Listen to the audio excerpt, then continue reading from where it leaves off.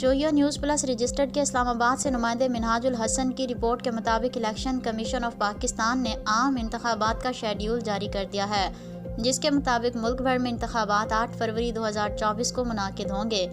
20 से 25 दिसंबर तक उम्मीदवार कागजात नामजदगी जमा करा सकेंगे। उम्मीदवारों के नामों की फहरिस्त 27 दिसंबर को जारी की जाएगी, जबकि 1 जनवरी से 6 जनवरी 2024 तक कागजात नामजदगी की जांच पड़ताल होगी।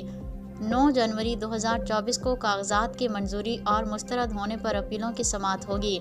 11 जनवरी 2024 को अपीलों पर अपील्ड अथॉरिटी के फैसलों का आखिरी रोज़ होगा। 15 जनवरी 2024 को उम्मीदवारों की नजरसानी फहरिस्त जारी की जाएगी।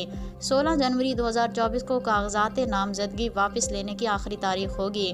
17 जनवरी 2024 को उम्मीदवारान को इंतखाबी निशान अलॉट होंगे, जबकि पोलिंग डे 8 फरवरी 2024 बरोज़ जुमेरात को होगी।